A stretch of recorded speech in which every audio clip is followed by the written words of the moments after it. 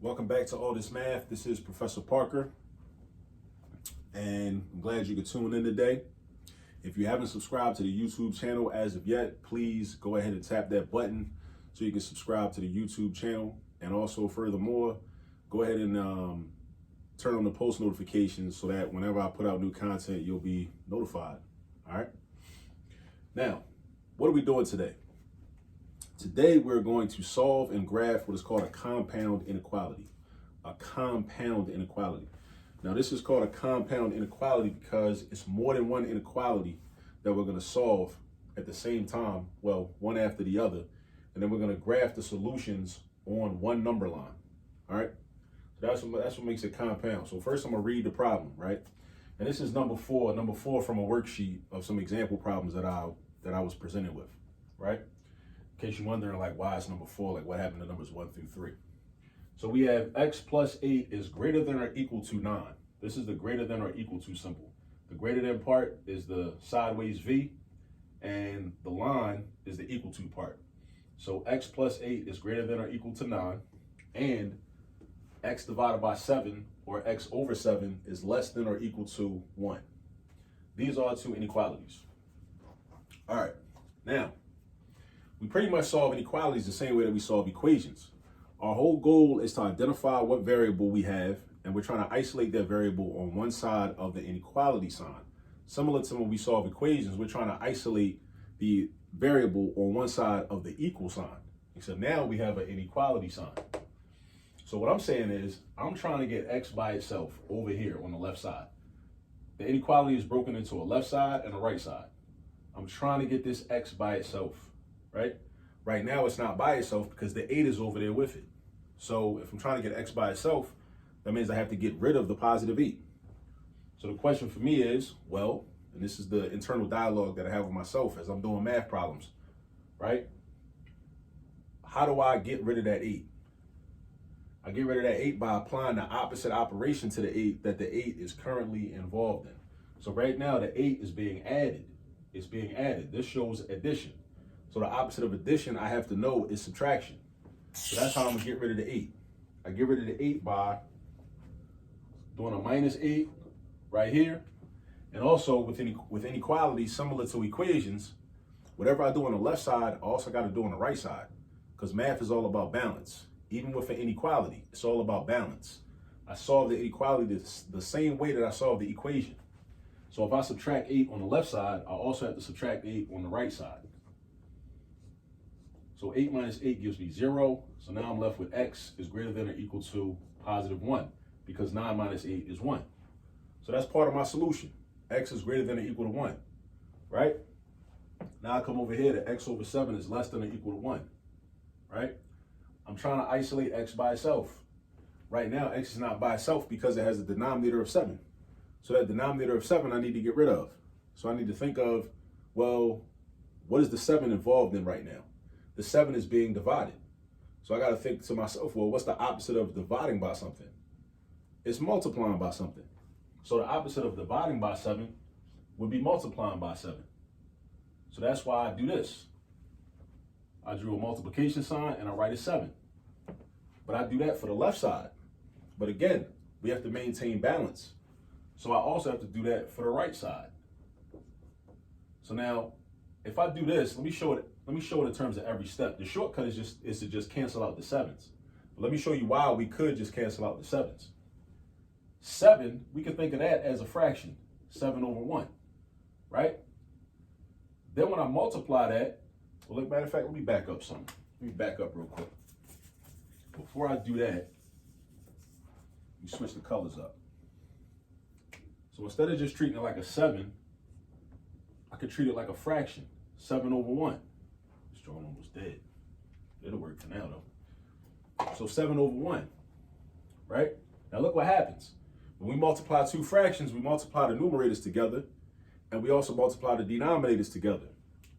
So I'm going to do 7 times x, which is 7x. And I'm going to do 1 times 7, which is 7.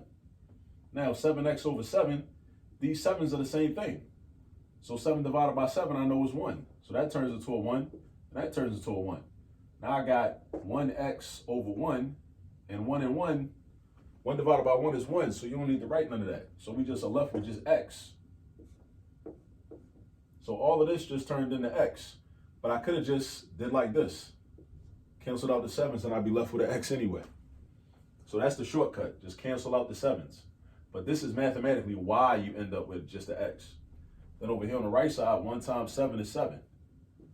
So I got x is less than or equal to 7. All right? Now we solved both inequalities. Now it's time to graph. So when you graph, we're not using the xy coordinate. We're only using a number line. Basically, it's just the x-axis because we only have one variable. So I draw a horizontal line like this. I draw some spaces like this, right? And then I need to plot my what are called boundary points. The boundary point is the number that x is either greater than or less than. That's called a boundary point. Make sure you know that. That's called a boundary point. So the 1 is a boundary point and the 7 is a boundary point. So what I'm gonna do is I'm gonna plot the 1 right here, put the 0 next to it, and then I got my 2, my 3, my 4, my 5, my 6, and my 7, right? So now, x is greater than or equal to 1. We gotta find 1 on the number line. We already found it because I plotted it intentionally, right? Now, you have to make a decision. I'm gonna draw a circle around 1, but should my circle be shaded in or should my circle be clear and open? The circle should be shaded in because x is also equal to 1.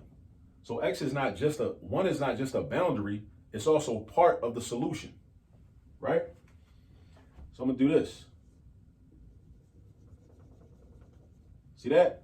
I shaded in because it's also equal to. One way to remember is if you have to say equal to, when you're reading the solution, if you say the words equal to out your mouth, that means you shaded in. You shade in that circle.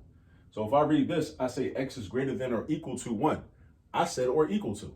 Because I said or equal to out my mouth, I shade in the circle. If I don't say or equal to, I don't shade in the circle. It's really that simple. Try to memorize that. Over here, the same thing. X is less than or equal to 7. I find 7 on the number line. I go right here, right? X is less than or equal to 7. I shade it in because I said the phrase or equal to. I said that out loud. Even if you say it, even if you just think it, if you think it out, think it in your head. If you're saying or equal to, or you see this line or that line, you know you have to shade in the circle. All right. Now, what about the line? Now this says x is greater than or equal to 1. So ask yourself, where are all the numbers that are greater than 1? Are they to the left or are they to the right? Well, I see 0 is to the left. 0 is not bigger than 1. Having nothing is not more than having 1. 2 is bigger, 3 is bigger, 4 is bigger, and so on. So I know I would have to draw a line to the right. Now, I'm going to pause right there. I'm not going to draw the line on to infinity like I normally would, because this solution has to satisfy both inequalities. So I also have x is less than or equal to 7. So where are all the numbers that are less than 7? They're not to the right, because 8, 9, and 10 and all of them, they bigger. They greater, right? So all the x's that are less than 7, or the values that are less than 7 are to the left. Your 6, your 5, your 4, your 3, your 2, and all that. So what I'm going to do is, these two lines are going to meet up. Like that. So that means that every value that's big, that's 1 and greater, as well as 7 and less, are solutions. Everything in between 1 and 7. Everything in between 1 and 7 are solutions. And that's how you solve it. You solve it the same way you solve an equation, and you graph it like that. That's basically all it is to it. All right? So just a few things to remember. You probably want to rewind this video. You want to go watch it again, and then you want to find some example problems and then follow these steps so you can solve some other example problems. All right? But the key is to just understand you solve the inequality in a similar way to how you solve an equation. The only difference would be, and we didn't have to deal with this in this particular example, but the only difference would be if you ever divide or multiply by a negative number, then this inequality sign will flip around. But we multiply by a positive 7, so we don't need to flip this sign around. If we had multiplied by a negative 7, if this happened to have been a negative 7, then we would have to flip this inequality sign around. But because we multiply by a positive 7, we don't need to do all that. We just keep the inequality sign the same. It started out less than or equal to.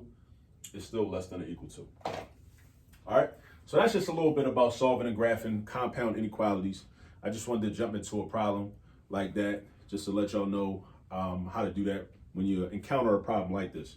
And I hope that was helpful. And again, if you haven't already, please subscribe to the channel. Please share the videos, share this video, share other videos on the channel. You never know who it might benefit, who might help, and just who might need some help with their math homework. All right.